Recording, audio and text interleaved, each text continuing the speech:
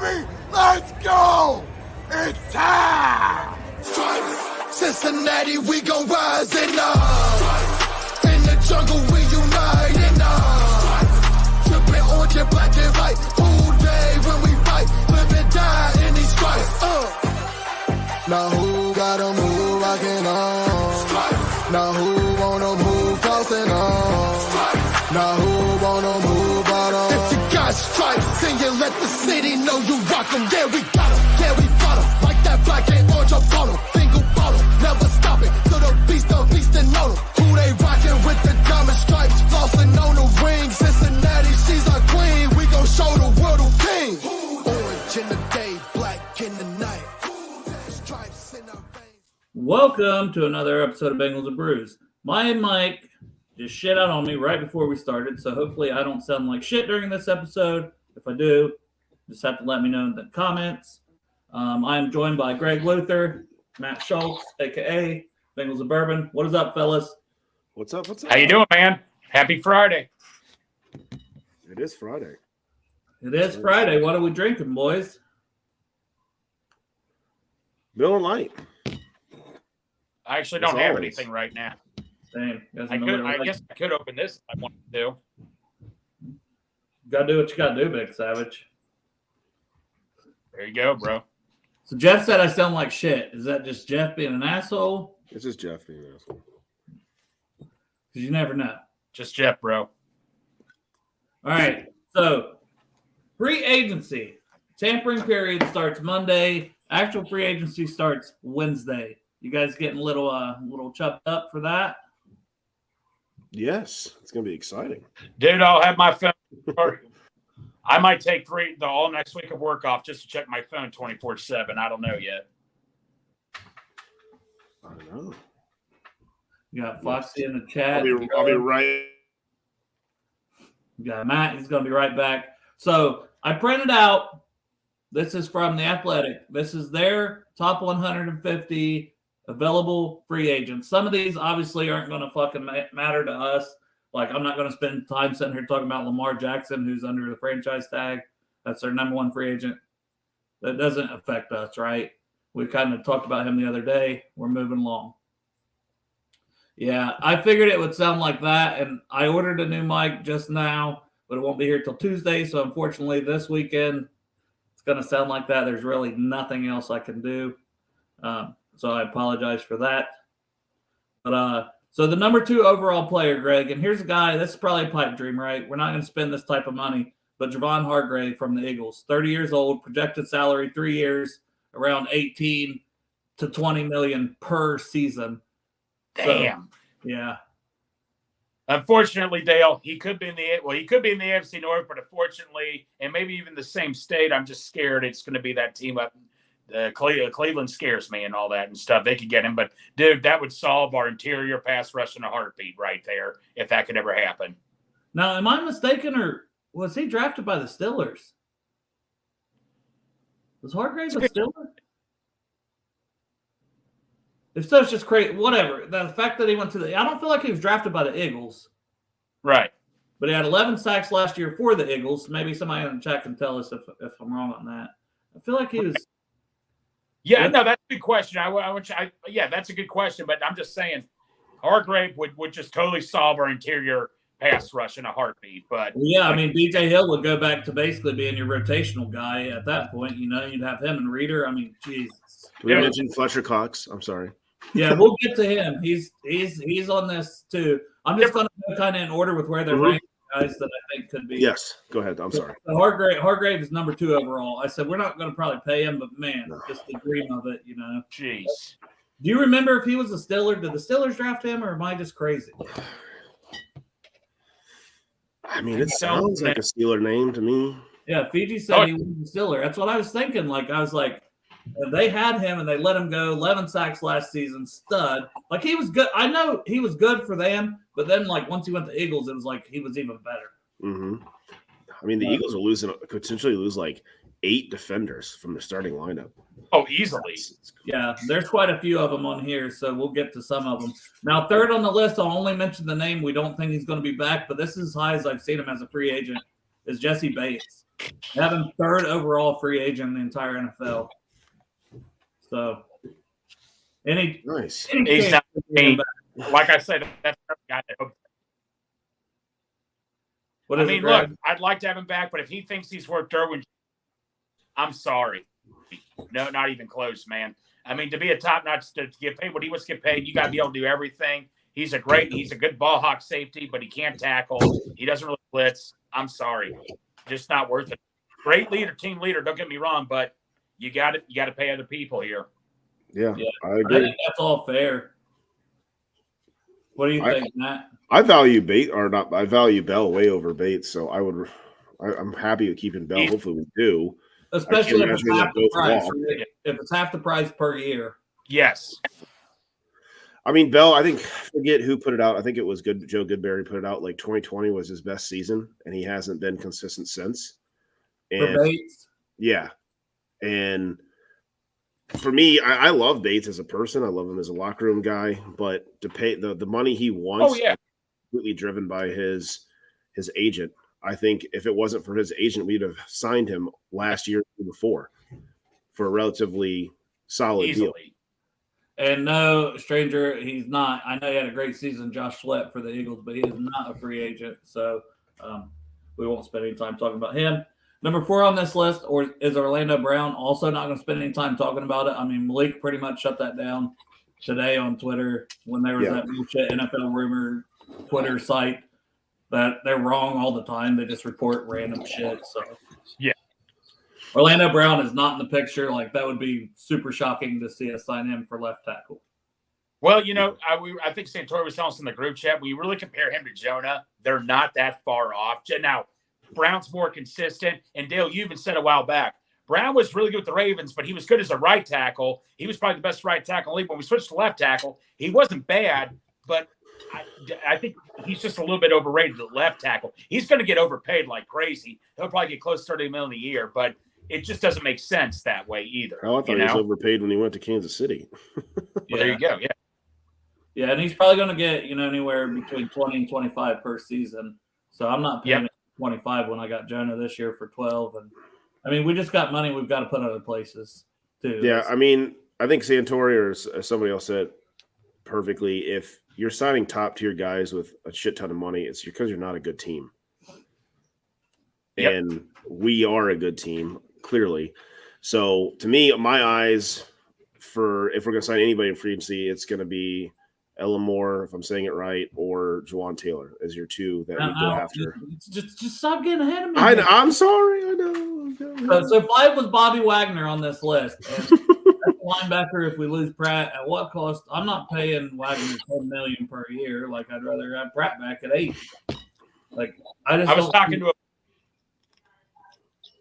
Go ahead, Greg. I was talking to a buddy of mine, brought that up, Bobby Wagner. I get the thing. You get these guys the one you're doing, but Bobby Wagner is still going to want top-notch money. Someone will pay him, like you said. I wouldn't be shocked if someone paid him like 3 years, $10 million, like somebody did with Von Miller or something like that. That wouldn't shock me. But if he's willing to come on in on a 1-year deal for a reasonable price, absolutely, I would take them. But I think somebody will still overpay by his age. Yeah, even 1 year, $10 million though. I'm like, I don't really want to use. I'd rather use that $10 million on a right tackle. So we'll get down. I got James Bradbury on here, but he's 30 at corner. I don't think we're paying top dollar for a corner, so I didn't really highlight. Don't need to. The only guy I have in the top 10 that I highlighted is Juwan Taylor. They have him at 7th overall. Guy we've talked about. I did some great Photoshop work putting him in a Bengals uniform. It was amazing. Dude, if that happens. That's an A+. You say we just signed Juwan Taylor. If he signs here after he's seen himself in the jersey, my paint, I don't even do Photoshop stuff. This is pure like paint. Like, come on now. I mean, you spent hours painting that. Hours. Yeah, a good like 5 minutes. Come on, put some respect on my name. I know. But Juwan Taylor's only 25. That's one of the biggest things I like about him. 25. Hasn't missed a game in 4 years for the Jaguars. He started every single game. Durability. Yeah. That's the type of guy I wouldn't mind spending a little more money on. Is younger. You could sign him to a 3 to 4 year contract, not be sign him for a 3-4 year contract, but work it in a way that it's set up to get restructured down the line if you need to. When we obviously will need to when you have Burrow and T and Chase. That's a guy that, hey, we're planning on winning for a long time. We're going to give you this much money, but hopefully you'll want to restructure it. You'll still get it, but restructure it in a way that you stay, you know? Well, and we're big on giving the upfront money and paying these guys. Like I was watching, I think it was Lapham's show that with Duke on, and Duke said, "Hey, we put a bunch of money in these guys' bank accounts right away. Like, you know, we don't worry about guaranteed money in year 3 like some teams, whereas we're like, hey, here's a boatload of money in your bank account now." So that would be like an incentive for Taylor and to front load it. And then especially if we're waiting on Joe Burrow's contract to not come through until, what was that date again? I think it's April 1st is when it changes. Yeah, like the end of March, beginning of April, right? If you wait till then to announce Joe Burrow's deal, the escrow stuff is until 2024. So that allows you to use your escrow money on other guys, maybe a Jawan Taylor this year. Yeah. I feel like Burrow, and I wouldn't be surprised if T's deal's already done. They're just not announcing it. I mean, who goes buys jellyfish if you plan on leaving? You know? Hey, I liked it how the Bengals responded with that SpongeBob jellyfish thing. That was really cool what they did on their Twitter site. I'm still trying to figure out what their media thing was with was like it when you see it when they had Akeem Gaither on there. And I don't know if it was like the Houday on I think Stanley Morgan's shoe or something else, but I was like reading into that, like, what are they talking about here? Right. You didn't even read into it too much. I was like, I'm not doing this today. But yeah. I got next week to figure it out. But yeah, Taylor, like what he's great at is pass blocking. Mm-hmm. So like he was pressure rate at 2.5% this year. He was the top pass blocker among free agent tackles when it came to that. Pressure rate at 2.5% only. Now, if you look at the stats on the flip side in the run game, not great. But what do we do more? We pass freaking all the time, do we not? Yeah, we're a pass first team. I'd love to have the run. As Santori said earlier, it takes away the too high if you can run the ball. But I would rather have a tackle that can protect pass-wise before run. One note about Jawan Taylor, I believe he and Jonah played together for Alabama for 1 year. Jonah was left tackle. He was right tackle. And when Jonah left that year later, he moved to right tackle. Then he went to the draft, if I'm not mistaken. He went to Florida. Oh, Jawan Taylor went to Florida? Yeah. Oh, shit. I don't know. Oh, shit. Never mind. Gosh. It was a good fun, Greg. It was a good fun tweet, fact. Greg. Delete the tweet. Wasn't true. Delete tweet, false alarm. Yep. I was thinking of somebody else. I have to look up that guy. Okay. So I'm not going to spend time talking about some of these guys. I'll mention them. Edmonds, the linebacker from the Bills, Levante David. He's going to get paid. CJ Gardner-Johnson,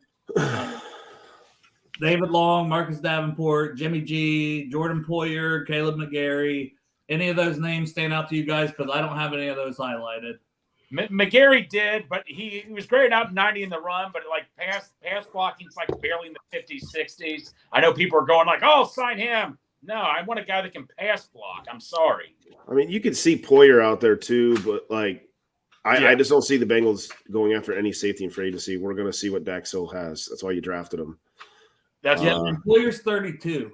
So that's why I'm like, man, he's 4 years older than Vaughn, you know? Well, no, I was watching Malik Wright's show, and they asked, are they going to draft anybody to replace Jesse? He's like, that's why they drafted Dax Hill for a reason. Yeah. That's why they drafted him in the first round.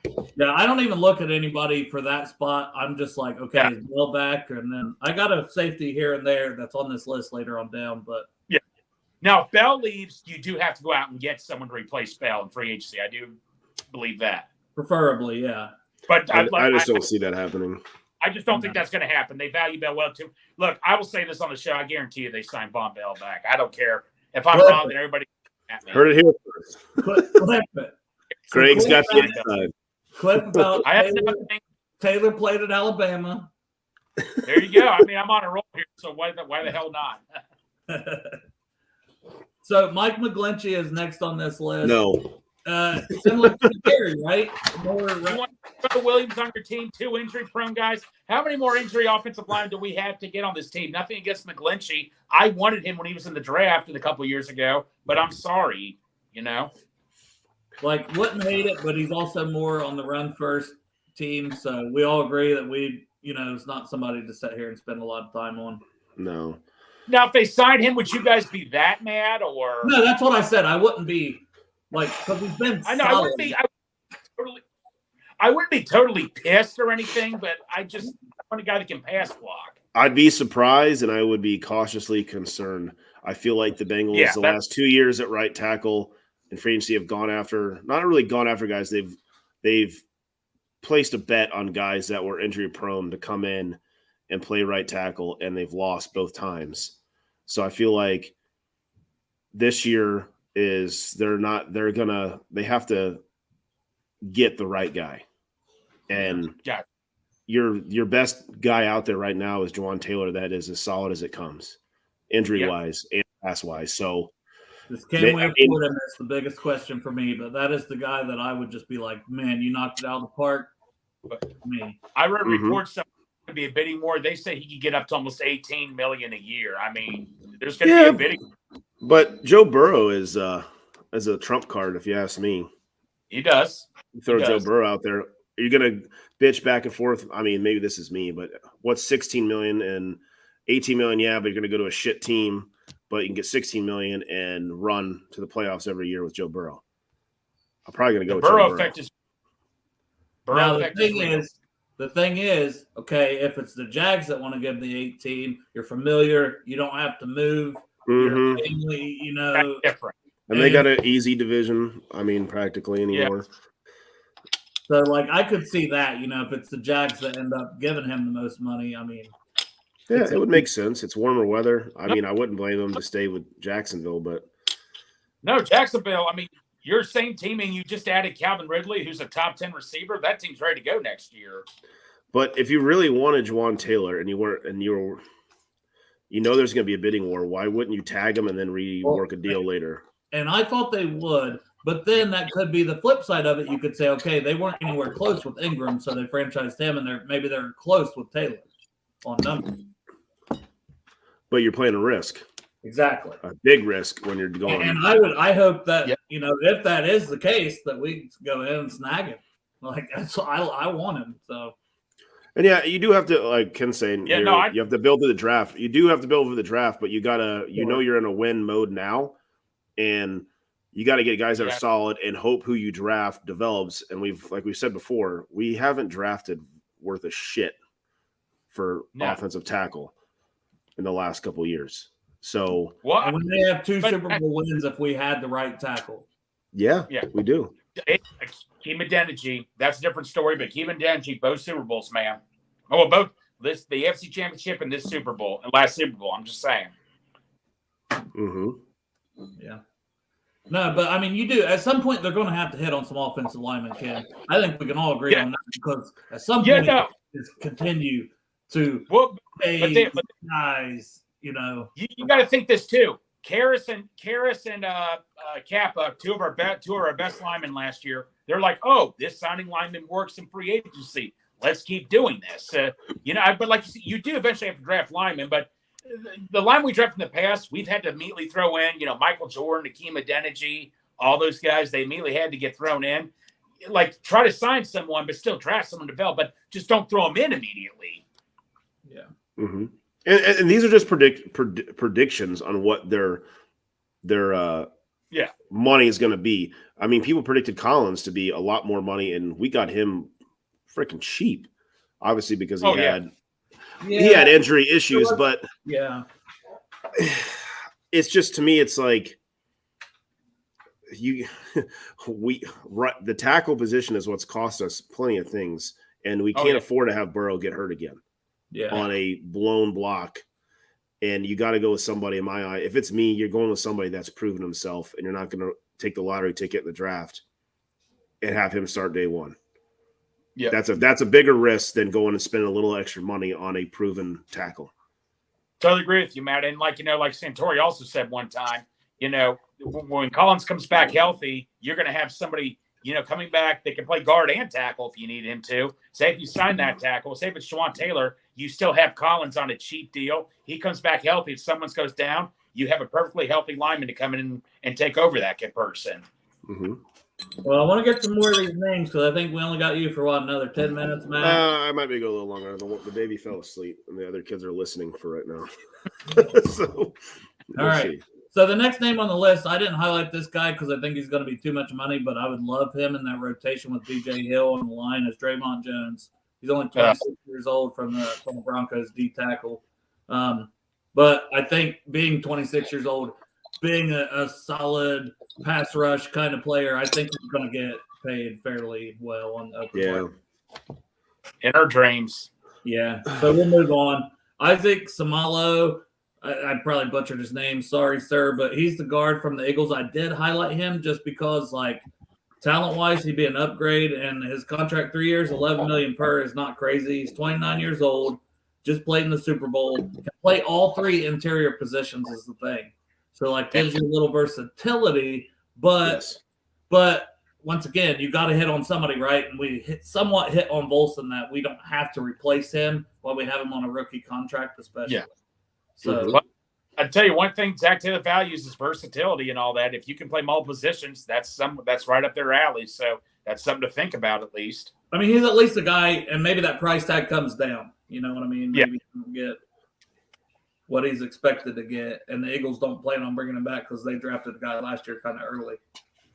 Yeah, I am all for competition. I love Olsen. I want to see him see what he progresses to this year, but if you're going to sit and stay complacent, then you're not going to be, that's not a winning mentality.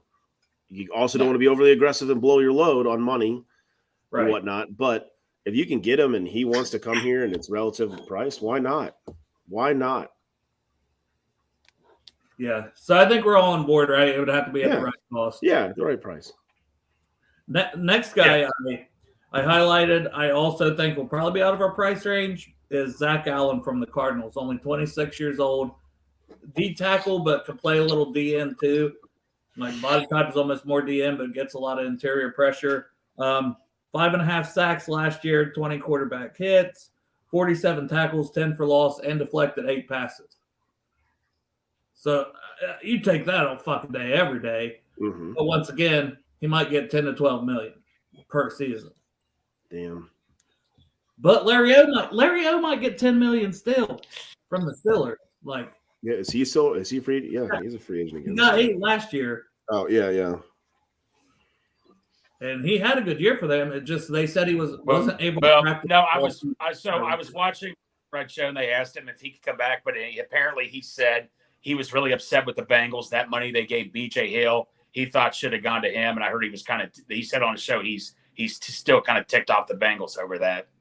He had signed with the Bears first for more money, and then the Bengals gave Hill that contract. Yeah, that's what I thought, because I thought he wanted way more money than what they gave B.J. Hill. That was my impression. My guess was they offered it to Larry first, but then I thought they offered them both the same time. Remember that year we tried to get Michael Johnson signed, and he turned that contract down, and we gave it to Carlos Dunlap, and that ended up working really well for us. Yeah, the Bengals have been known to do that. If they got 2 guys like that, and one don't accept, they'll give it to the other. Yeah, and same deal with, I think, Reggie Nelson with George Iloka, too, I think. All right, so the next guy, sorry. So, you have something, Matt? No, you're fine. Okay. I don't have Taylor Lewan highlighted. I just 32 years old and we have Jonah under contract. Are you guys good with that? He's 23rd on this list for free agents, but Taylor Lewan. No. If Taylor Lewan wants to come to Cincinnati, he's going to take a pay cut and he's going to come just to try to chase a ring. That's all there is to it. Yeah, that's it. And maybe, like we said, maybe he sticks around and doesn't sign. And then if you're in a playoff, if he stays in shape and second half of the year there's an injury or something, that's when I'd almost be more interested. If something happens to Jonah and then bringing him in. Yep. But not now. I just don't see it. And then 25th on this list overall is one of our own, Von Bell, that we kind of mentioned before. Projected get him back. projected to get 3 years, $8 million per. Where Bates, when these are PFF for the contract numbers I snagged, and Bates is projected to get $16 million per year. So literally half. Would you bring Bell back, who's a leader, 28 years old, for half? Yes. That's not even. I wouldn't even blink at that. Okay. I didn't watch it or anything. I heard he was on Dana and Jay Morrison's show, and like he says, I want to be around that winning mentality. That's where I want to be, whatever team I go to. And then he's like talks about how Lou is just like a genius and all that. I'm thinking to myself, winning mentality in Lou. I think we got that here, bud. Well, you also as a player, I mean, it's a business too. You know, they don't want to. Well, yeah, I want to be back with Cincinnati. You don't want to cut yourself short on money that you could get. Well, Cincinnati sees them saying all over the place, like, well, I want to be there. I still see myself everyone else. Well, okay, well, let's throw him $6 million or a couple million less than what he's projected to get and see if he takes it. Right. You don't want to shoot yourself in the foot on some of the money that you probably get. The only thing when I was on Iceman show and we had Petraglio on Trags, and he threw out like 10, 11 per year. And I was like, that's where I'd start to struggle. But if somebody gives him that on the open market, that's where I think it becomes a much tougher decision. Let's say, okay, he gets 11 per. That's $33 million. We're asking him to come back for $24 million. We're asking over the next 3 years for him to take $9 million less off of his last chance to really make a big contract. Yeah. I guess it just depends on what team is offering him that. If it's, a team that's – let's throw out a team that's like, I don't Browns? know. No. I still think the $8 million makes sense though, because he got 3 years, $15 million, 5 per on this last deal. This is saying, dude, we love you. Here's the extra $3 million. $4 million. And maybe you throw in some more incentives for winning a Super Bowl, incentives for winning a Pro Bowl because he had his best season. Yeah, I think so. I want him back. If you get into that $11 million range per year, that's where it'd be like a little dicey, because then that could be somebody else that you part of an extension. All right, next guy I got is, these D tackles, I don't know. I don't think they're very realistic. So Tomlinson from Minnesota.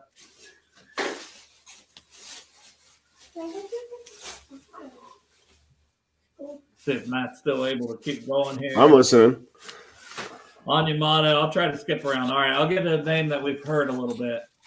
So Ngakoue as maybe a rotational pass rusher, right? He's 33rd overall in this list. Projected contract track from PFF is 2 years, $12.5 million per. I think the Bengals would want him for less than that. But he's still only 6 years old and had almost 10 sacks last year. He had 9.5. Well, I've said this before. They need to get better pass. No offense to Hubbard, and I think Malik even said on the show, we need to get better pass rush at the quarterback. And Ngakoue, I think, can do that for us. If it's $6 million per year, I think if I could talk down $2 more million or something like that, I would go ahead and do it. I'm sorry. 12.5. Oh, I thought you meant okay. Hell no. I think we can find some veteran trying to win a Super Bowl. Well, you said 2 years. I thought you said 2 years, $12 million. I'm like $6 million per year. Well, hell yes, sign me up on that. But no. Yeah, no, these are per year. So, all the numbers are per year, Greg. All of them on here are per year. Yeah. Okay. Well, I might have to jump off. The baby is screaming upstairs. So, hey, you gotta do what you gotta do. If I can jump back in, I will. But sorry. Jump back in, I know. If I can't, I'll jump back in. I'm going to jump out. I'll see you. Who day, man? All right, who day? It tends to happen when you have a young baby at home. I hear you, man. My younger brother's about to have one in like 2 weeks and all that. So, I get that. Yeah, for sure. All right, so Ngakoue, we'd both be happy with him, but only at the right price. There's a lot of that. Yeah, we're going to say that a lot. Right. And look, I don't want to get too off topic here, Dale, but like I said, we do need to upgrade the pass rushing, but I think we can find some veteran, like a Dwight Freeney in his later years who just wants to win a ring. I think we can find something like that for cheaper. But but that's all I'm going to say for now. I would agree. And I don't know if Foxy's is meaning this person or not, but if he's saying Justin Houston that has been on the Ravens, he is like 34 years old, but that is the guy that he's been taking 1 year deals. Yeah, that's the example right there. And I don't want to go off the market. The guy, remember I sent out the guy that just got released today, released by the Rams today, Leonard Floyd. Sign me up for him if I can get him on a 1 or a 2 year deal. You know, that's $5-6 million maybe. Yeah, see, like I say, get that. Okay, remember when we were playing the Cardinals when they had Carson Palmer? It was neck and neck, and we had Whitworth, who was rated the best right tackle. But the Cardinals had Dwight Freeney. He was at the end of his career, but they put him in near the end when they needed him the most. And he just did that classic spin move around Whitworth. He cost us the game, and he won the game for the Cardinals because they put him in. He finished at the right time. We need that finisher to come in and just come at the quarterback. What's up, Santor? What's up, motherfuckers? How you doing? This has been a curse-free show. I don't know. Driving home because my dog ate a bowl of chocolate. Uh-oh. That's about all right. It's not. That's about to be some shit. I gotta say it. Yeah. I hope it's poop and not like cremation. You know. Yeah. Yeah. I can handle poop. I can't handle that emotional distress. Yeah, you better give us something to puke it out, though, man. We're gonna find out. Ashley had to go to work. I'm driving home to see how they are. You may have to stick a finger in some ass. Yeah. I don't even know how to make a dog puke. Like, what do I do? What's the gag reflex happened to like? my dog one time. We had to give her something. She ate something like that. We're gonna find out. YouTube, man. I'm sure YouTube will have a video for what to do. Yeah. My life's never easy. Foxy says it'll be okay. Is it like a mint? Like, I know they're not supposed to have it, but everybody acts like it's like dynamite if they eat it. That they're just gonna explode. Crypt Keeper said cooking oil. All right. I have no idea. I don't know what to do. I mean, I think that's what you just do the best you can. Maybe no one prepared me for this. Yep. There'll be some diarrhea. You clean it up. Everything's fine. No, you don't want to think the worst. We're gonna figure it out. We're gonna find out today. Fuck around and find out, Bailey. That's what you done did. The stranger said, Hershey squirts are coming. Chocolate isn't as deadly as people think. An 8-week pup survived 3 days of nothing but chocolate. It's a stimulant, but not that strong. Okay. I mean, she ate like a handful of Hershey Kisses, and she's a 50-pound beagle. I can't imagine it's like, you know. Right. I watched my Sheltie eat a 90% dark chocolate Russian bar, then drink a Cosmo, and then fall down a flight of stairs. Greg, why are you joining a second time? Why do I have two Gregs? Oh, my God. My internet was sorry. Hold on. I just got rid of the other Greg. Now I'm rid of both Gregs. Hi, Dale. What's up? We're going through free agents. So okay. We've done the top, like not all of them. I highlighted guys. I think we talked about top guys a lot, but that's where we're at. I can do that. We were just talking about Ngakoue, which we both kind of said the price would have to be right. Yeah, I'm interested in him for sure. I'm interested in the pass rush. Period. Yep. Well, Santori, we were also talking about like Leonard Floyd, for example, just got released today. What if we could get some like veteran pass rusher kind of near the end of his career, but you put him in like in certain parts of the game, like Leonard Floyd or Justin Houston's another one. Get him really cheap. Someone that's trying to get a ring. Yeah, if I could get like a third down specialist on a 1-year deal for, I know the number is going to sound still high, but like less than 10, like I'd be all for it. Absolutely. See, I was hoping you could get him for about $6 million, but I know the cap goes up. This, that, and the other. 6 is less than 10, Dale. Exactly. I know. I'm just saying. I wasn't ready for you to say 10. I'm trying to keep it at 5 or 6. Okay. Right. Well, I'm all in. I'm willing to let it rip a little bit this year. Yeah, but no, in Dockway, would you pay him 2 years, $12 million per year? Per year. I think about it, honestly. Yeah, I would. You kind of would have to if they, I mean, in Dockway, man, he gives you that pass rushing specialist you need. I would think about that, and then what I would do on the flip end of that is restructure Hendrickson, give him the rest of his salary and a signing bonus, and then give him like a 3-year extension. So his cap hit would only be like $2 million each of the next 2 years, but he'd get like 25 up front, so he'd be happy. Yeah. And then you extend him another 2 years, so you'd have Ngakoue for the same price as what you'd have Henderson in that scenario. Mm-hmm. Yeah, I got a fat-ass beagle. Oh, hell. We got another guest on the show. We're going to try.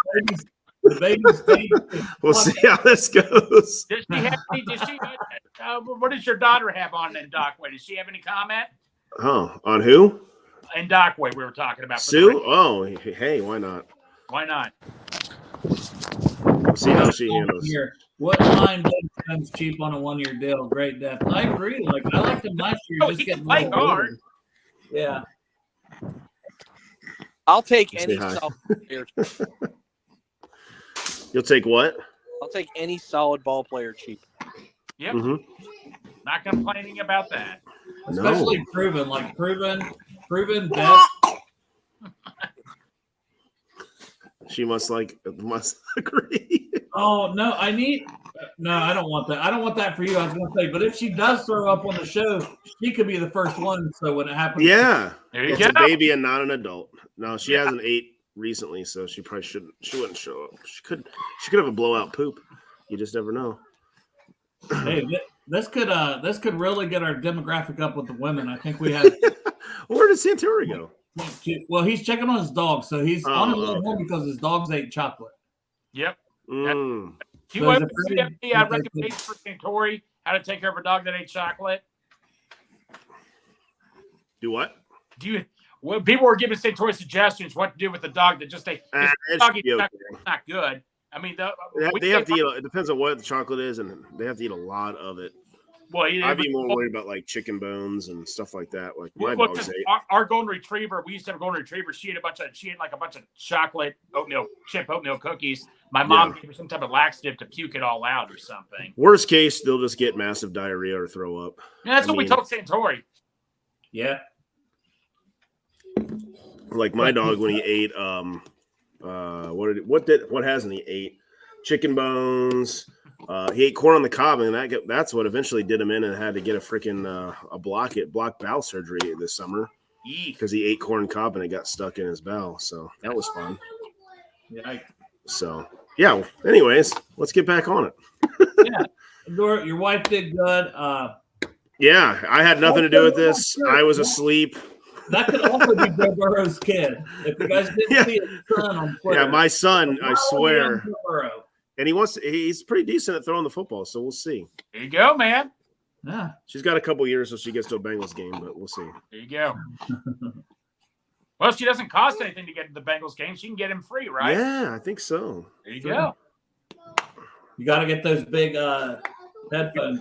Yeah, I always laugh at – I don't laugh, but I always kind of like when people bring their babies to games, I'm like, oh, man, that's like – it's really loud, and – for me, I don't want any distractions. I don't have to deal with my kid that's old.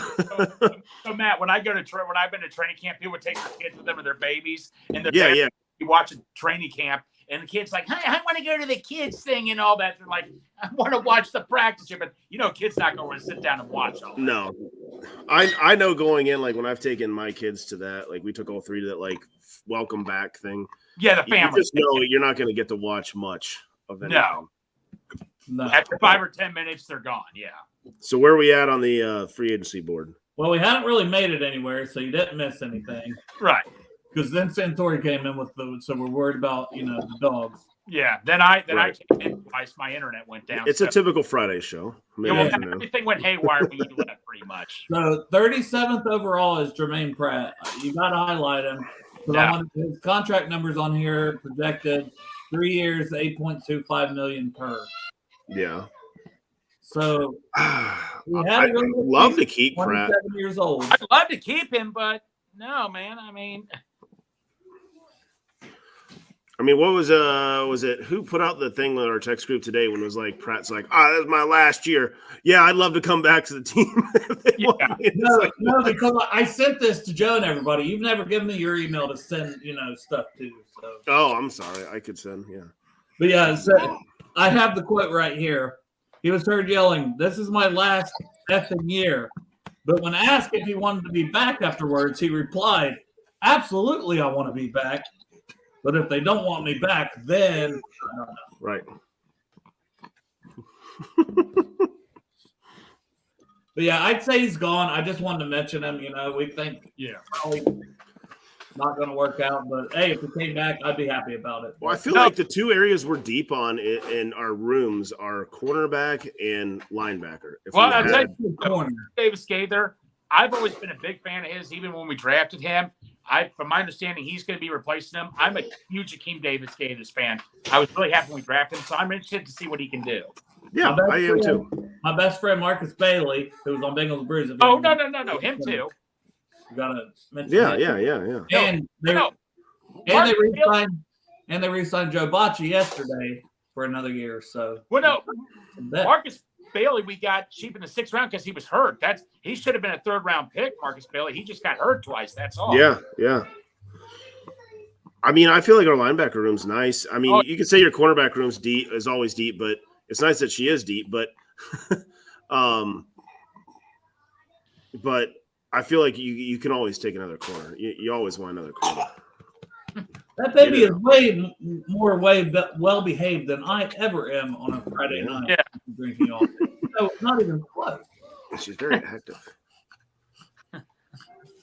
but we're good. All right. I think she can't understand what's being said. Next guy that I highlighted is Mike Gesicki, just because all the talk about him. 27 years old, 3 years, $11 million. He's a pass catcher. You had to bring him up. You just had to. But what is you guys' thoughts on him? Matt, this is where me and Matt are enemies right here, pretty much. Now, I'd be happy if we got Hurst back, but Gesicki can play in the slot. I will teach him the gritty personally. Matt, if it's the gritty, I will take care of that personally. I'm not going to be upset. I'm not going to be upset if we have Mike Gesicki. I just really like Hurst. I like everything about Hayden. I want him back. Too. But I'm not going to be overly butthurt if we have Mike Gesicki on the team. Well, no, he can play slot. Well, no, one thing that's for sure, since we're kind of on the tight end thing here, were you shocked just as much as I was we got rid of Wilcox? I thought Wilcox.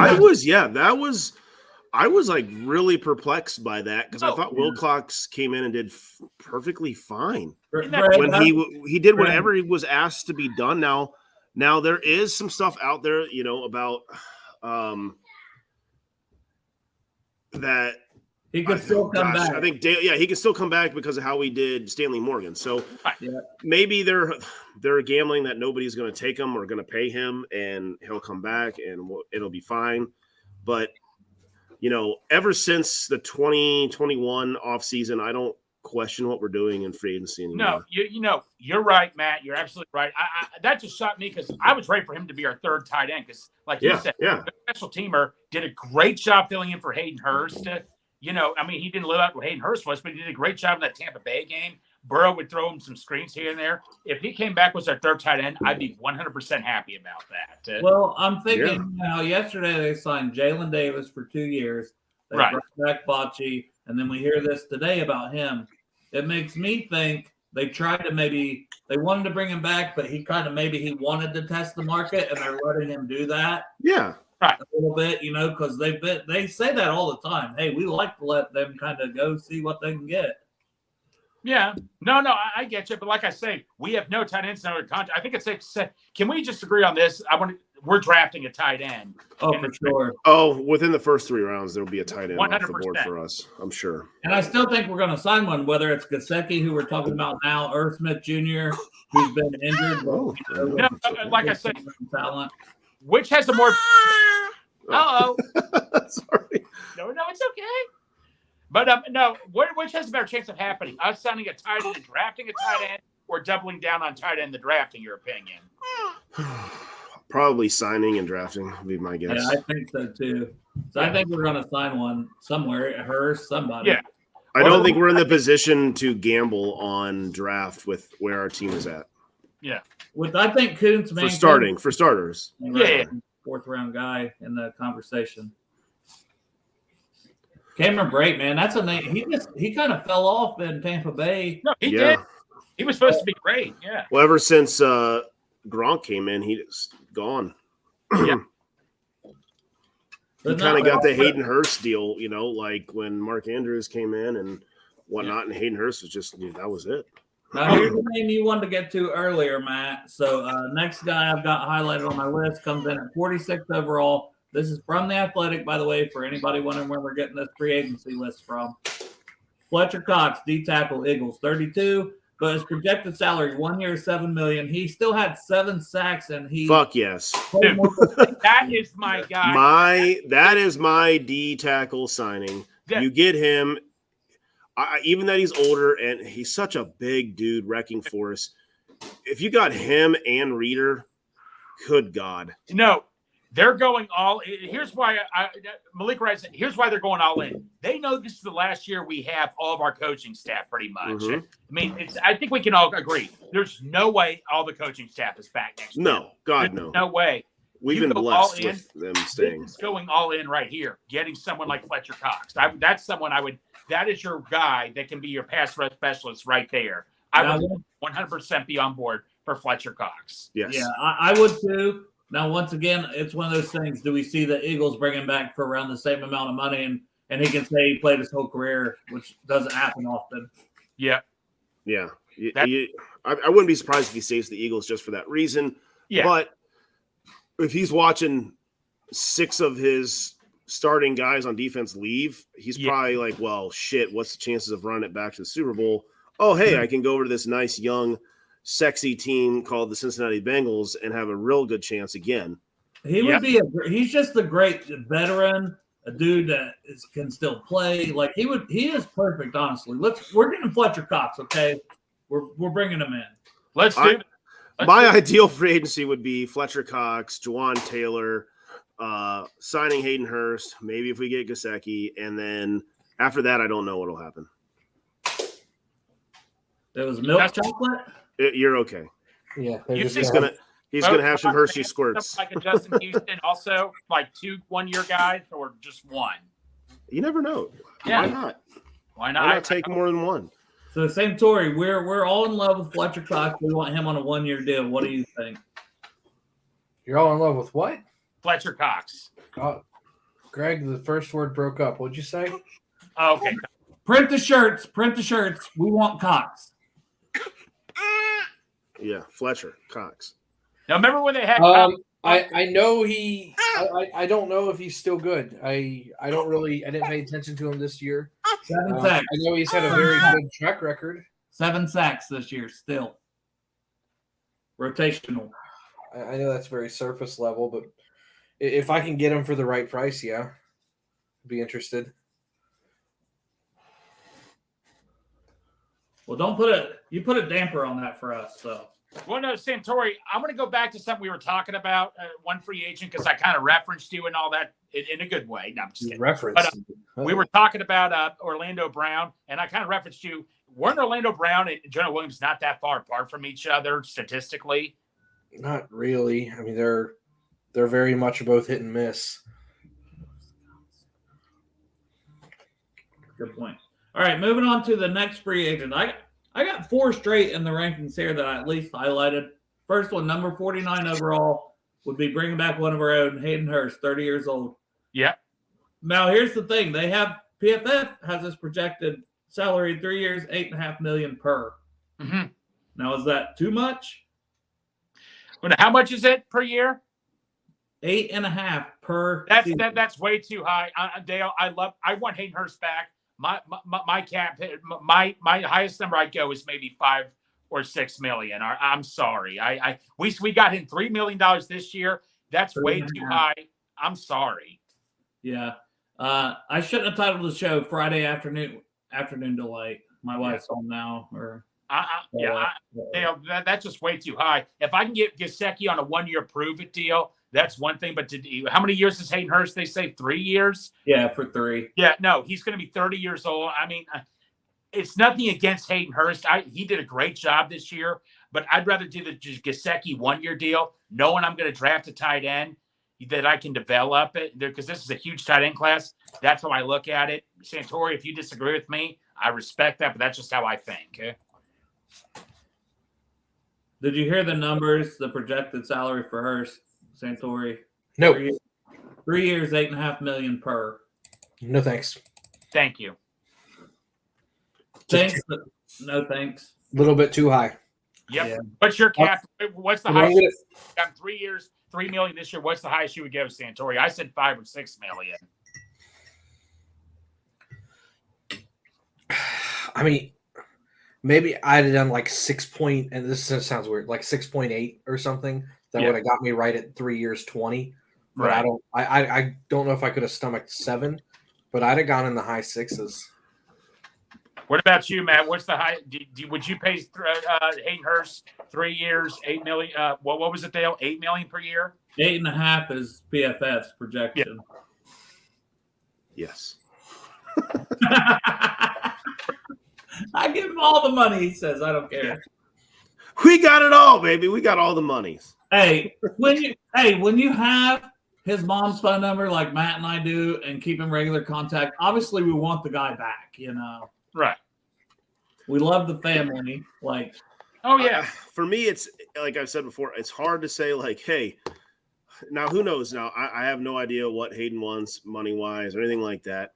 But what I can say is I do know, and he's voiced it publicly many times, he wants to be in Cincinnati. He loves how we run things. He loves how the coaching staff is with him.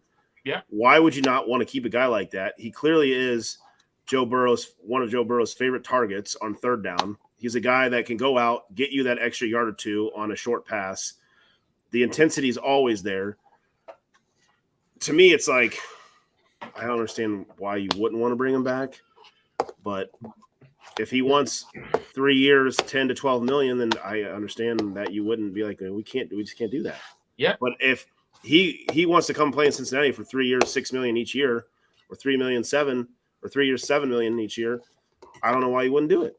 that's about like, you know. Now, Santori, tell me why I'm wrong, but I'll listen. No, he just said he'd want him closer to that 7 million, maybe a little less number. Santori said $6.8 million a year. I think he's still got a lot of gas left in the tank because he didn't get used much. It's not like he's got beat up body. The only thing I'll say is it's got to. I love that he wants to be here. I love that his family wants to be here. That stuff's awesome. But at the end of the day, those are toppings to the cake. They're not the actual cake. The cake is production. He's pretty productive, especially for like a number 6 target in this offense. Like he's not a target monster like some of these other tight ends like Mark Andrews are. So the production versus target share is pretty good, I think is how you want to say that. But then you need to start looking at the actual target share part of it. You need to start looking at production per dollar. And if you're wanting to be 8+, well, I need for a tight end, it's almost like $1 million for every 100 receiving yards is almost where the current value kind of breaks out. That's a terrible way of math. That's not how they do it, but that's just an easy way to wrap your mind on it. He's not an 800+ yard tight end. Not many are. And I know a lot of the tight ends that break 1,000 yards or, make 13 million. But once you break 8, you start getting close to that $10 million range. I really, really, really need to start seeing a lot more production, and I need you to be more than a number 4 target. If T wasn't here and Boyd wasn't here and he was getting the number 2 target share, it would probably be a different story. But based on where he would be in this lineup, and then what we know, the max you're possibly going to get out of a number 4 or 5 target is 600 yards. That's just, there's only so many footballs to throw around kind of thing. That's where you kind of need to start. Jump in on piggyback off of that. Then why sign a guy like Mike Gesicki, who you're not I bringing a wouldn't. guy like I wouldn't either. That's my point. Is like Greg would. Our offense is built on throwing to Chase, Higgins, and Boyd. Right, and anybody underneath that. Why would you bring in a guy like Mike Gesicki? He won 0-2, by the way. Gesicki's going to get utilized almost exactly the same. With. I mean, who's going? Why would you pay Mike Gesicki 1 year, $9-10 million, whatever it might be? The whole, because that's not how offense is built. Because you know you're going to draft a tight end to develop. You give that guy a year behind that guy. Matt said the key phrase. That's how this offense is built. This offense is not catered to a tight end. That's why I'm very, very hesitant at taking a tight end at 28 overall. If you're going to do that, just pay Hayden Hurst, because unless you're going to take a tight end and then change the philosophy of your offense and he's going to be your number 2 or 3 target guy, I mean, that means you're going to take a number 1 overall, your number 1 overall pick, so 28th this year, is going to be an offensive weapon. He's going to be behind T. He's going to be behind Chase. He's going to be behind Boyd, and he's going to be behind your run game. I don't want to take someone number 28 overall for them to be my 5th contributor. I mean, that doesn't make a whole lot of sense to me. That seems like a waste of money. You know, if Gesicki comes in a 1-year deal, then he would come in, and injuries happen all the time. I don't care if he's here for 1 year or 100. It's not built for that. To me, paying a tight end to this offense is like bringing in a fullback. Why? They don't use them. That's why Hayden Hurst is perfect for our offense. When Hayden got hurt, Santori, we still used Wilcox in that Tampa Bay game decently well. We were throwing screen passes to him as our backup tight end. 17 passes all year. That's my point. But when you get a guy like Michael Mayer, I could catch 17 passes. I could catch 1 a game. For negative. All right, we're going to move on. We can still be friends, buddy. Just so you know. We're going to move on from the tight end talk because there's a lot of other guys to talk about. And we may get back to the tight end talk. There may be another one on here to talk about. But next on the list, at 50th overall for free agents is Dalton Reisner. I only include him because, once again, we have Olsen. But this is a guy who's played 62 out of 66 games, so the durability is there, as far as being on the field. And he's had solid seasons. And 4 years, $8.25 million is what his projected per year is. Is that a guy you'd even consider? Goodberry did want him that year we drafted Drew Sample. I remember he was ticked off we didn't get him in the draft, so I know a little bit about him going to the draft. Well, the Broncos traded we had traded down. We traded down, that's right. We could have taken him, but we didn't. Yeah. Well, no, we traded down so the Broncos could get Drew Luck. They picked Dalton Reisner first, knowing we would have probably went with him. And then we traded with the Broncos, and they took Drew Luck. I just remember Goodberry was very high on him. Yeah, same. For me, with Reisner, and I'll say it as always, if you can get a guy you're going to get your foot cut. Sorry. I have the carpet tacks are still down. The dog came down. If you can get a guy that's going to better your team and is still not overspending, I don't see why not. Yeah. I'm not against that. I don't know all the stats on Reisner or whatnot compared to Volson or whatever, but unless you have him there, Dale, I don't know. I don't have everything in front of me. He's been a very solid left guard, but we're hoping that's what Volson is, which would be a much cheaper cost.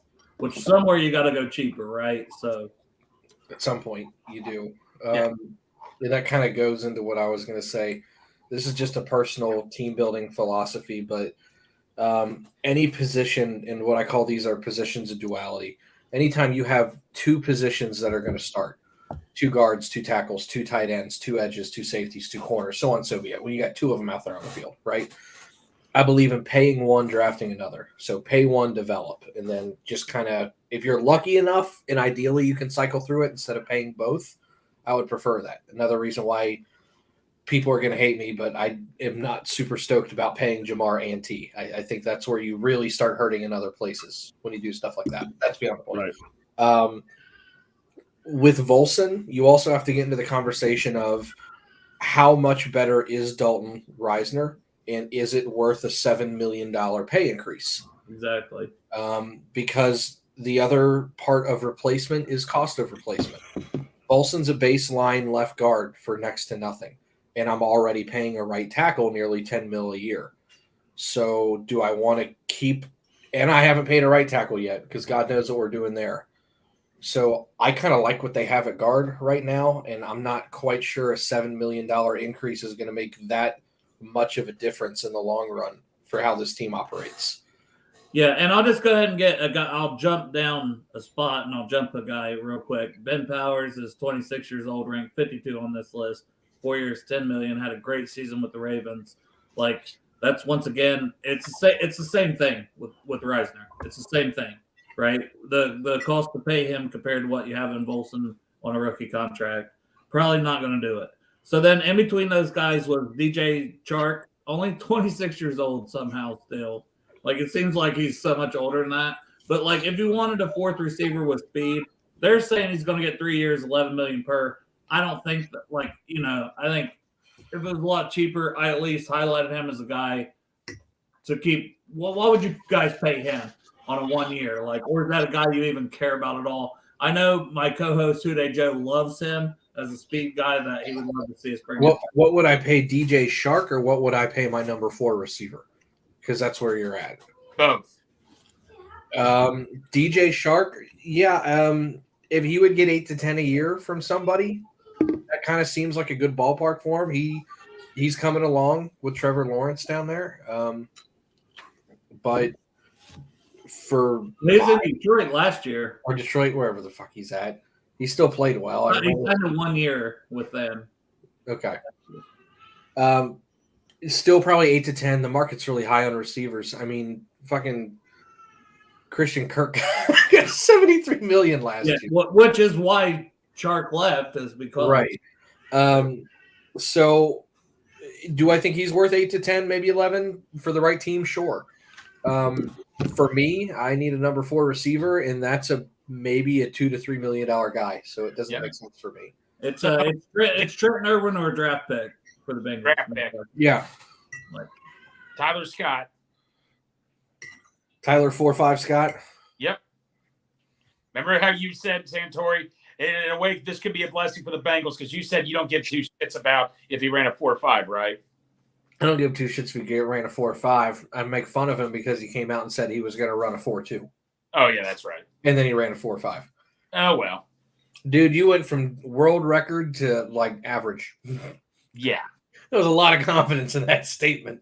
Yeah. So I'll give bullshit for it. No, I actually really like Tyler Scott. Who's the other UC speedy receiver? What's his name again? Trey Tucker. Yeah, that's another one I like. Okay. Now, moving on through this list. So at 55 overall, I maybe you guys can pronounce this better than me, but Obwane Okoronkwo. From the Texans, 28 years old, week 11 to the end of the season, pressure rate 17.3%, just shy of Nick Bosa's 17.5, 5 sacks, 27 pressures in those 8 weeks, and projected salary is 2 years, 5.5 per year. Do it. Consider it.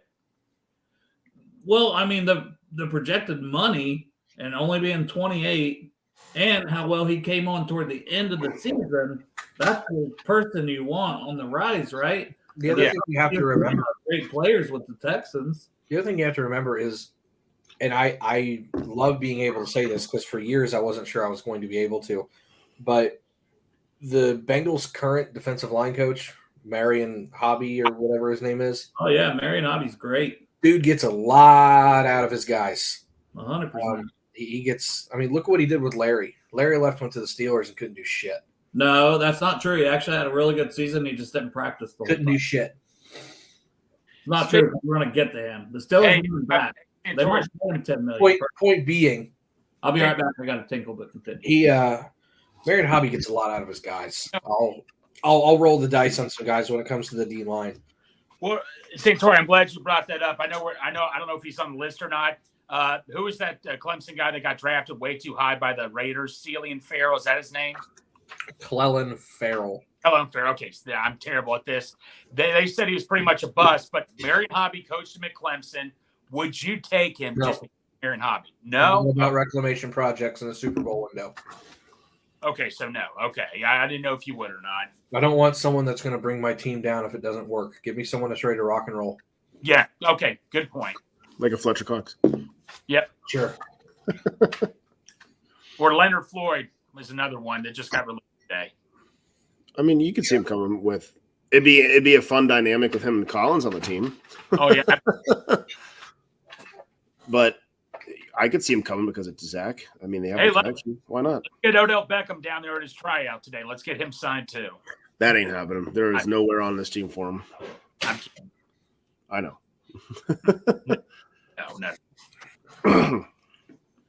All right, moving on. Donovan Smith, 59 overall, 30 years old. No. 2 years, 11 per. It's once again, he's a left tackle. No. This If goes back it's a to left tackle and it's more than $4 million a year, I'm out. No. So I'll move on. 60th overall, still Santori. Larry Ogunjobi, 29 years old. Projected salary, 3 years, $10 million per. No. Hell no. No one's going to give him that. He got $8 million last year. Here's the deal. I love Larry Ogunjobi, first and foremost. I am going to talk shit on him because he's a Steeler and a former Brown. I will take him back in a heartbeat. I don't know if I'll take him back at 10 mil. I'll take him back at 5 or 6, maybe 8. That's an absolute stretched out limit, depending on what I do with other positions. 10 is a little rich for my blood. Here's why I'm just kind of out on him in general is because it said like injuries kept him out of practice almost all season. So he would just play and not practice. And he dealt with foot, knee, and back injuries. Woo, that's a trifecta. Sounds like Lyle Collins. Yeah. So I'm kind of just good, you know? Like what you give him the same contract you gave Leo. You get roster bonuses for being active. When he plays, he's good. Kind of. Next guy, Arden Key, D-line, Jaguars, 27 years old, been a situational player, pressure rate of 14.4%, 20th in the NFL among players with at least 200 pass rush snaps. Projected 2 years, around $9 million per year. Apparently, it's a yes. You like Arden Key? I love Arden Key. Didn't he get drafted by the Raiders? I don't know. I just every time I watch him, he seems like jumping off the page. I feel like he was on the Niners at one point. He was. Who was that fuck up defensive end for the Niners that was always in trouble? Oh, I know who you're talking about. Alden Smith? Yes. Yeah. He reminds me of Alden Smith. Oh, wow. He's like Alden Smith light. I'll take him right now. All right. He's got that same kind of lanky build. He is a bitch to block, especially on speed rushes. I'm ready. Let's go. Okay, that's in here too. I didn't highlight that part, but pressure rate of 14.4% with the Jaguars last year, 20th NFL. He was even better in San Francisco the year before with 15%. Like, so it's not a 1 year wonder either. No, he took him forever to sign with San Francisco and Jacksonville. He always signs late, and he always signs like 1 year deals. I don't know what it is, but to me, I remember watching him last year because he was available, and I was like, man, I'd love to get this guy, but he's going to be like $100 million pass rusher just because of all those metrics you said. And then he ended up going for fucking pennies comparatively. Yeah. And I was like, seriously? Like that's so something's there to where people don't want to commit to him long term, or maybe he's one of those guys that always just wants 1 year contracts, which is fine. A lot of guys do that. But yeah, I'd be definitely interested in Arden Key. Matt, you got any thoughts on Arden Key? I agree. I don't know much about him, but that's fine with me. Matt's like, I don't know who the fuck that is. Didn't he come out of Michigan? I don't know. He's good. You Okay, but Santori, wow, if you're really high, okay, I'll have to I think he was an LSU guy. Yeah, LSU. That's right, LSU. My bad. We should get Kieran's opinion. That's what I was going to say. We'll have to ask Kieran because he'll have something. Kieran would know. Next guy I don't even know why I highlighted him. I think it's speed where I highlighted Chark. And I just wonder if he ends up signing cheap. Paris Campbell, 26 years old still, hasn't had the career he thought he might. Doesn't he have injury issues? Yes. Yeah. He's got productivity issues, so I'm out. Yes. He's got all the issues, but I wanted him in the draft at one point. He gets hurt. He's not good. He's kind of fast. Sounds like John Ross to me. Let's do it. Let's do it. 1 year, 2 million. Shit. Depends on what he wants for money. He'd have to pay me to be on this team.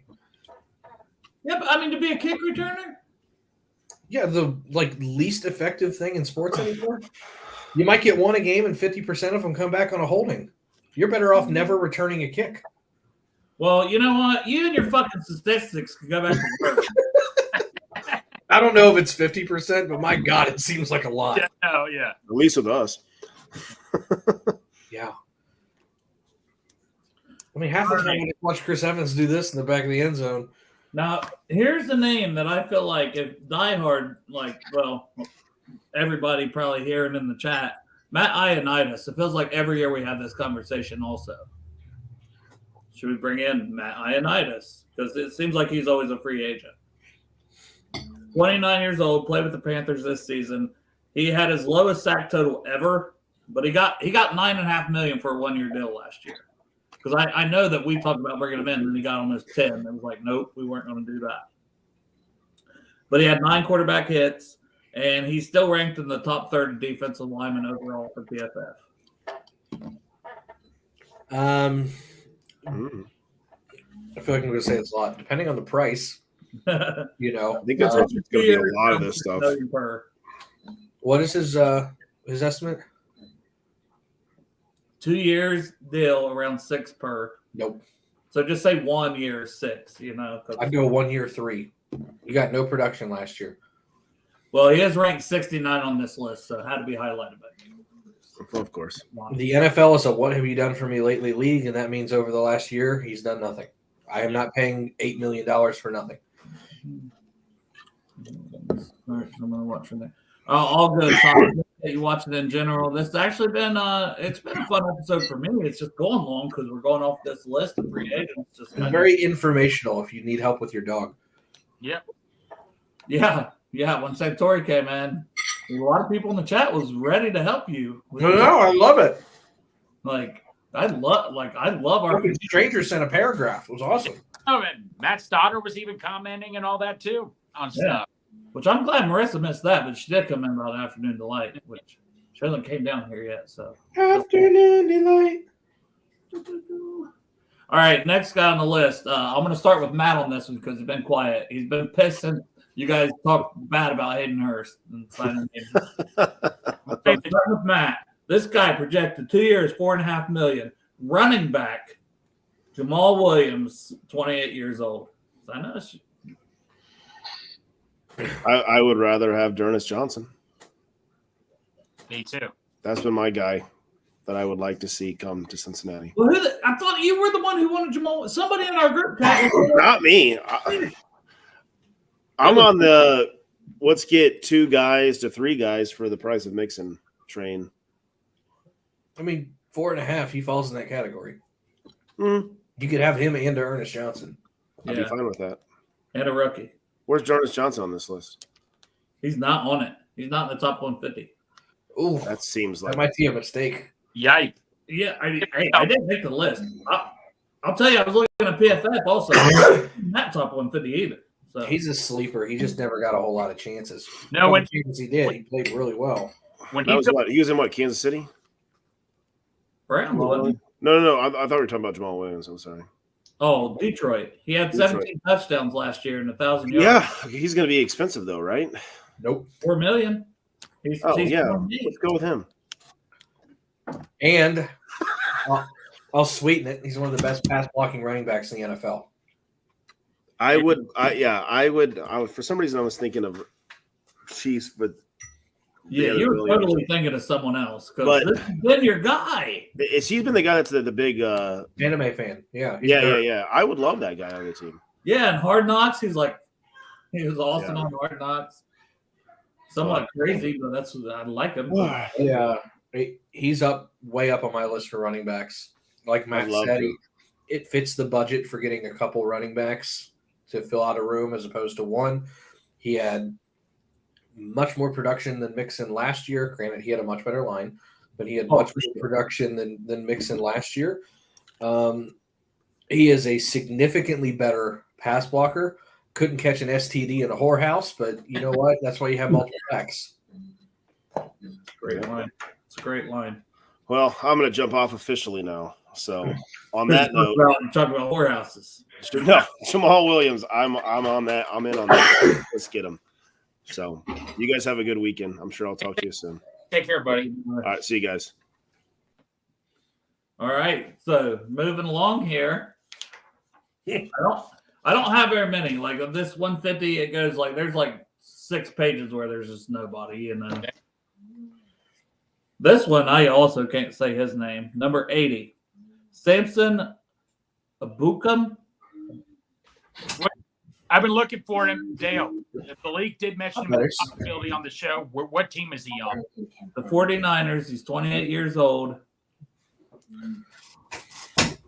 He had 5 sacks in the regular season, and he's had 4.5 sacks the previous 3 seasons. So he's a solid, 5 sacks kind of guy. And you would think he would do more with Bosa on the opposite side of him, but they do rotate their other linemen. What's his projected value? 10 per for 3 years, which I don't get. Whoa!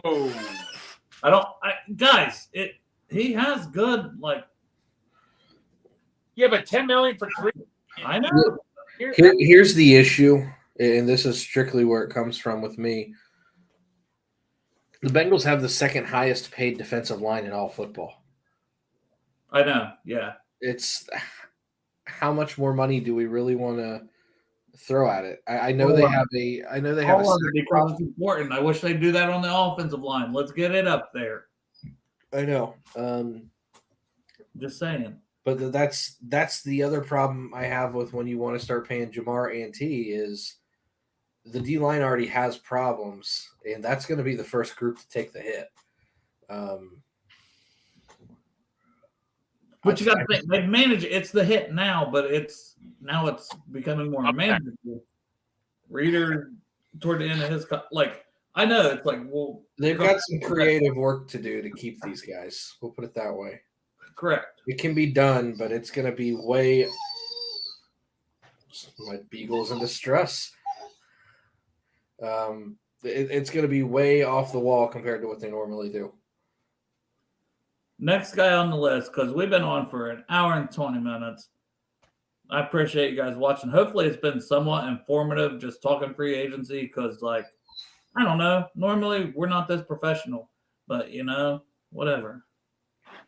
I showed up and we're ready to rock and roll. Sean Murphy Bunting, 26 years old, Buccaneers. I expect him. Even when he got drafted, I didn't love him, but I thought he went a little early being a second-round pick. But he's still only 26 to play inside, outside, right, or left. His career, he has 6 interceptions, 21 pass breakups, 4 forced fumbles in 53 games. He's like a $3 million a year. So this would be if you don't bring Apple back, maybe a guy like this. He's only 3 a year. Yeah, that's what they got him. 2 years, 3.75 per. Give him 4 years at 3. Done. Wait, that's why I had to highlight him, because when I seen that contract projection, I was like, well, shit.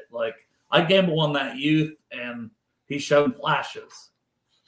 Well, if anything, when someone goes down, he's versatile. Lou likes that shit. Yeah.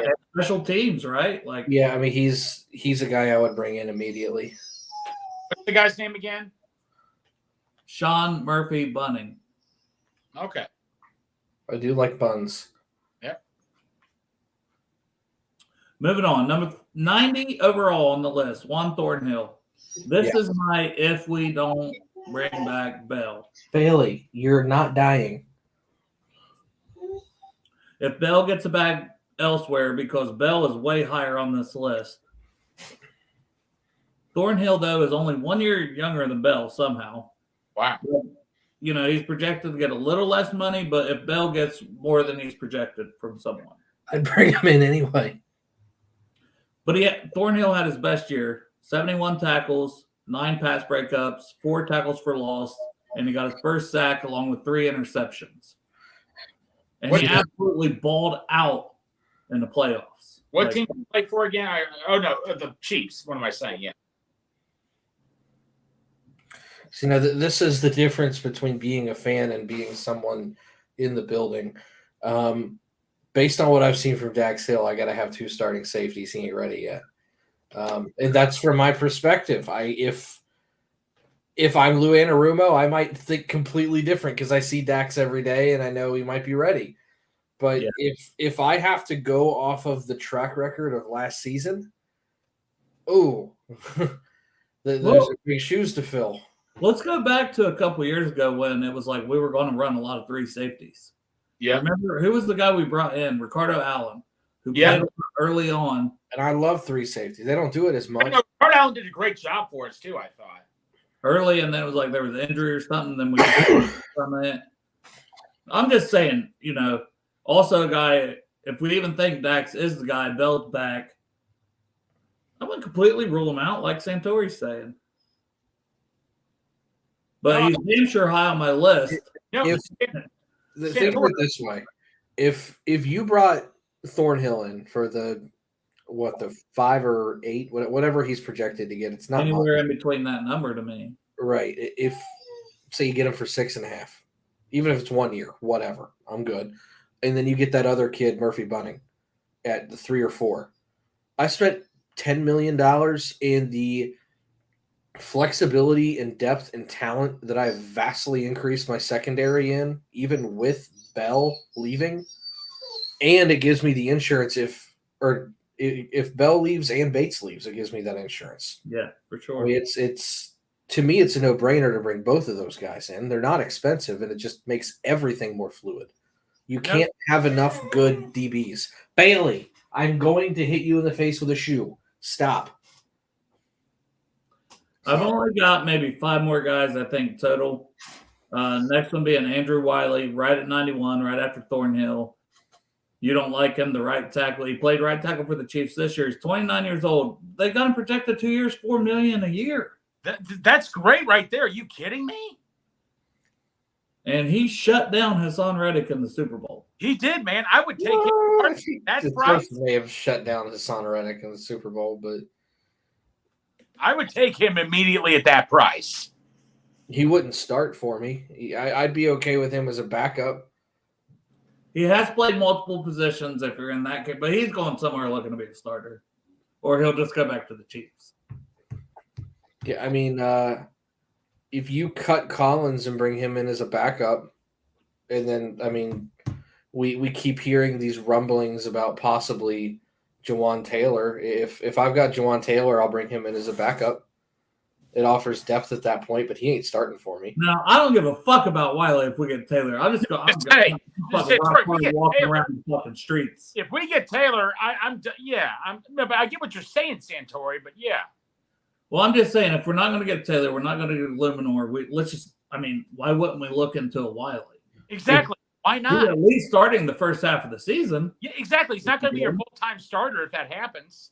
He would be my full-time starter if you signed him at this moment. You have no one else. That's what I was saying. And that scares the shit out of me. If you guys think Jonah Williams is a sack machine, oh my God. I know he gave up, but you're also the guy who says it's not all about sacks. It's not all about sacks, but it's about sack rate, and his sack rate is through the fucking ceiling. Well, we don't like him then. It bothers me. Not as a starter. Well, next on the list is Eli Apple. So 1 year salary is 1 year, $2.25 million. He made $4 million last year. He's not going to come back for less, but that.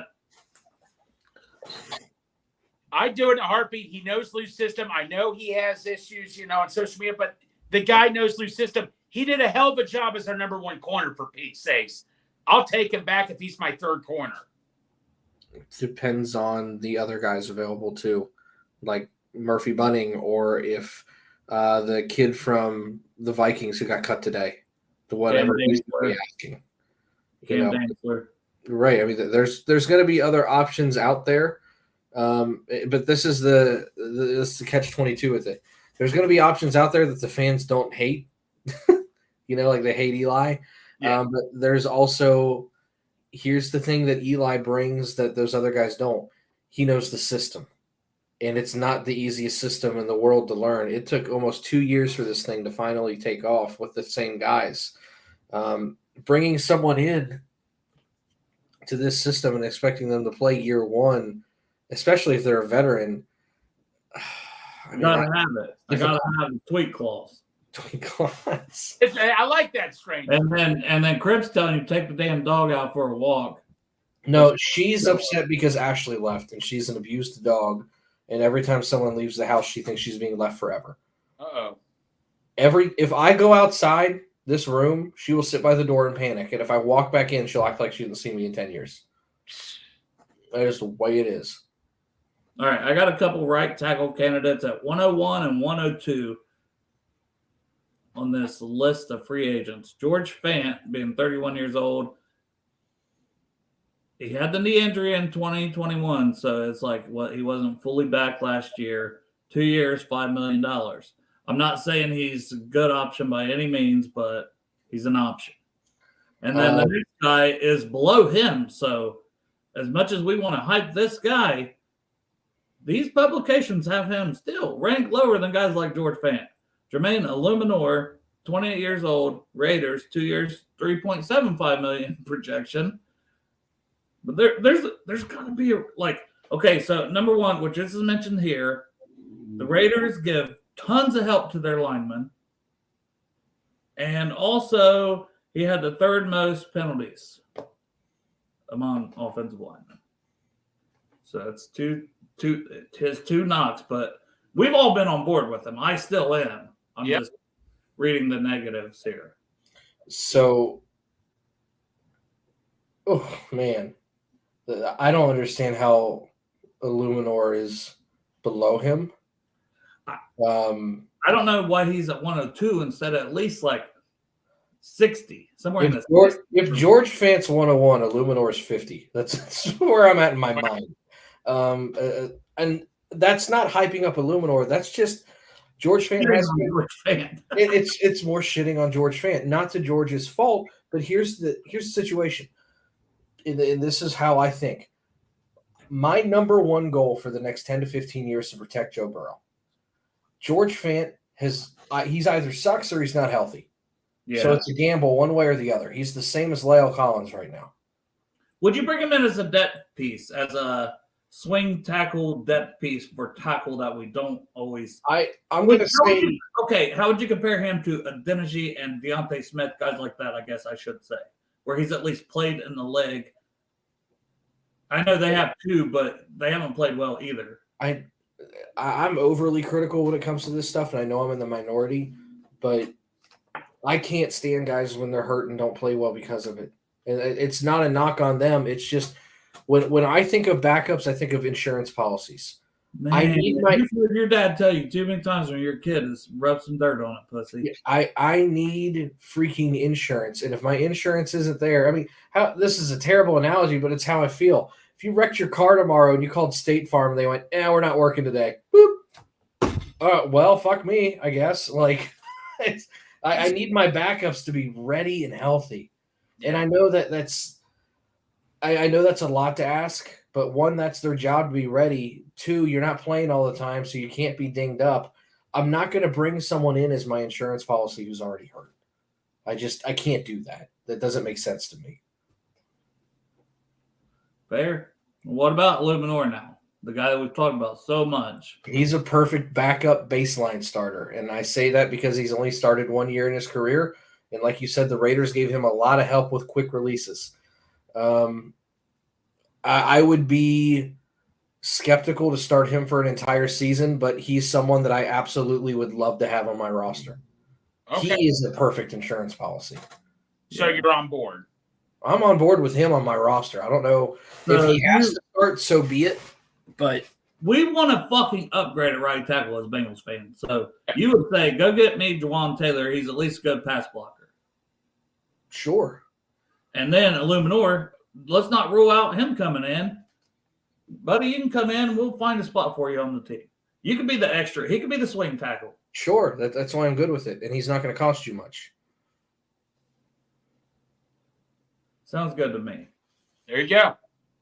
We'll see who else we got on this list. I know it gets. I didn't put Bud Dupree. You guys want to talk about him? Also, and maybe this is going to sound pretentious, but you are supposed to be in the conversation for the class of the AFC. I'm going to be picky with who I bring on. Yeah. All right. Here's one that I highlighted just because maybe it's a name thing, but 1 year, $3 million, and he's played guard and tackle, and he's still only 27. Not had the career he's supposed to have. Andre Dillard. No. 123. He's 123 overall free agent on this list. I don't know enough about him to have a comment. I know the Bengals wasn't he in the draft the same year Jonah was? I think the Bengals were considering him along with Jonah. Maybe he was in that draft. I remember the name. He was very talked about whatever draft he was in. Yeah. He went in the first round. Yeah, he did. Yeah, I think he would. Didn't the Eagles take him? Yes. Yeah, no, it's definitely him. I know he was talked about. And he got beat out by Jordan Mailata or whatever in 2021 for the last couple seasons for the Eagles. Gotcha. I don't know. I just don't know enough. Yeah. No, It's just a name I wanted to because the money is so low, and I thought, well, he at least had some. Now, I do have another tight end. I know we've talked tight ends. Okay, I thought maybe there was one more. At 127 overall, Foster Moreau, 26 years old. Projected 3 years, $7 million. Yes. His blocking has gotten better every year. He averaged 32 catches, 397 yards the last 2 years. 6'4", 250. He's surprisingly sneaky with the ball. He is a adequate run blocker, like you said. He is a very underrated receiver. He's got very underrated game speed. I know it might not have tested well, but my God, like every time it's almost like every time the Bengals play him, which is periodically at this point, like he gets the ball, I gotta hold my breath. He scares me a little bit when he catches it. He's not Gronky or anything. He doesn't turn into the pink Hulk like Hayden Hurst does. He's just got a little bit of that, oh, you better go catch him because he can run. And $7 million is kind of where I'm at for someone that is a starting tight end, but I don't expect to, have a major influence on this offense. Well, and as far down on the list as he is at 127 overall, that's on this list. I don't think he's very high on a lot of other ones. That could end up being, 2 years, $5 or $6 million per, or 1 year, $5 million, because it's like, hey, I'll be the starter for you guys, like coming in before the draft. If Hurst outprices, you know what I'm saying? Yeah, the numbers you're getting for their market, is that from Pro Football Focus or is that? Yes, that's okay. So the list comes from The Athletic, but then I went back and I added in their numbers from Pro Football Focus projected salaries. Yeah, Spotrack's a little high. They've got him at 9. That would be too much for me. So I don't. I like when you're 26 years old, you played, you're improving. Like I don't know. That seems like a guy who has potential to even have a little more. Well, and he would be going from buried behind Waller and working with Burrow as opposed to Carr. The entire situation would be better. Similar offensive line, better quarterback, and more availability in the offense. It can't be bad for him. Well, I mean, like we talked about with the offensive tackle, Illuminor. So he's had to block. Like he's had to come in and help block because that's what they do in their system. And he hasn't had a chance to really probably run a lot of routes downfield. being tight end 2 behind Waller. Right. I mean, this is just my thoughts on it. I could be wrong. Wouldn't be the first time. But that's a guy I like. That's a name. Him and Irv Smith Jr. Irv Smith has way more injuries would be a bigger risk, which I would want to pay him less. I'd want to bring Irv Smith in for like $3 million for 1 year. Can't spell injury without Irv. You can, but it's just So we're on board that Foster Moreau is a name to keep an eye on. Yeah, I keep an eye. Because you never know if some of these market prices are true or not. I mean, we were hearing all year that Armstead was going to get like 33 and ended up getting like 24. There's always guys, right? And after that first wave and a half almost comes and goes. And like we said with tight ends, this is a loaded tight end class. They're not going to be able to command a whole lot of money if you think that the rookies are going to be better. Exactly. Santori, let me ask you this. Before you came on the show, we were talking about Wilcox getting released. I know they can re-get him. They just didn't tender him. They still may bring him back. Yeah. Okay. So the tender is where it's almost like a very mini version of what Baltimore did with Jackson. So where if you want to sign this guy, fine, but I'm going to put a second or third round tender on him or whatever, and you owe us a pick. No one's going to do that. Right. No one's going to pay you a second, third, or fourth round pick for Mitchell Wilcox. Don't let the guy go see what he can get on the market, and if he wants to come back, so be it. Don't be a dick and fuck him over. That's what I said. Is I think it was almost them letting him go see his market more than anything. Right. I think they're more than open to bringing him back. Okay, good. Because he's a good third tight end. He's a really good third tight end. I like having him. He seems to be a great locker room guy. When he gets his little opportunities periodically, he doesn't mess up. With the exception of him being thrown to an emergency situation the first game, which is way out of position for him, he did what he was asked to do all season last year. Next, I bring him back in a heartbeat. He's not going to cost you anything. He's a good guy to bring around. I've got one last name, and then we'll end this episode. And you never know; we could always come back later. Just keep going. Hold on. Of course, I do have to get my plug in. Belly up to the bar at 8:30. We're talking zombie apocalypse. Ooh. So, tune in. Could send out some links. I found a tier maker list of like weapons. My dog just farted really loud. I think the Hershey Kisses are coming through. The dog farts was not on the list for the zombie apocalypse, but here they come. So the last name I have, it's a cool name. Number one, number two, they have him at $7 million a year, which why they have him at 144 then makes no sense. But Poona Ford from Seattle. He had 3 sacks, most sacks, but he's playing out of position as more of a 3-tech, where he could be more of a nose guard type. Well, he's played all over, so that's a plus right there. That's about the money I'd be willing to spend for another piece on the defensive line. You start hitting me with 10s, and you've seen the way I act. 5 to 7, I'm willing to roll with it. I would like. I'd rather have a Fletcher Cox for $7 million. I would like to get more than a 3-sack performance at a $7 million. I mean, that's what it's like $600,000 per sack. That's a lot. Well, we still have Tupou under contract too. Like that's the thing, because if we didn't have Tupou under contract to back up Reader as the main backup for Reader, yeah, they need they need depth. One, so I'm willing to think about it. But I want good depth. I don't want someone that I'm going to pay $7 million for 3 sacks. No, and I don't.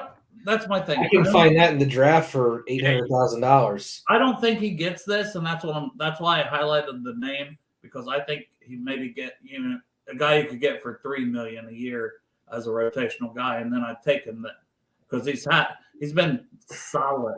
They need to find a Wallace Gilberry. Yes. I miss. They need to find Wallace. Get WG. Find me a WG. Those guys are so valuable. Absolutely. Gilbert was one of my favorite obscure Bengals of all time. Probably have to find him in the draft. Yep. I don't see it. We went through all his free agency. I don't see that on this list of free agents. But damn good episode. Thank you guys for all your insight and your knowledge. Thank you all in the chat. It's been fucking awesome. Some people may hate this episode. I can't win, man. So I'll just tell you guys. So I get the other day, there's tons of comments from this person on the YouTube where it's like, and I know the shit shouldn't bother me, right? But it clearly did, or I wouldn't be bringing it up. So I think it was me, you, Greg, and somebody else. And so we had titled the show something draft discussion. It might have been the three of us. Yeah, I think it was. Yeah. Yeah. Yeah, it was our mock draft. Which we did a whole mock draft, right? Right. Yeah, we did. It took us like an hour to get to it, but we did. I know, but that person's like 40 minutes in, they didn't even talk nothing about the draft and this, that, and the other. It's like, okay, well, we gave you 2-hour episode, number one. Like, number two, like, come on. Like, seriously? Really, like, come on. Fuck. Like, I don't know, man. You know, like, this.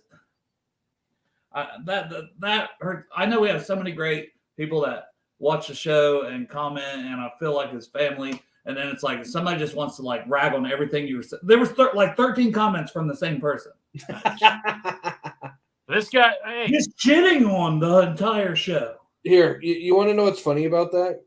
It's like you don't have to watch it. Well, you don't watch it if you don't want to, bro. I mean, whoever you are, because I haven't read the comments, so we're not gonna do that. But I'll tell you one thing.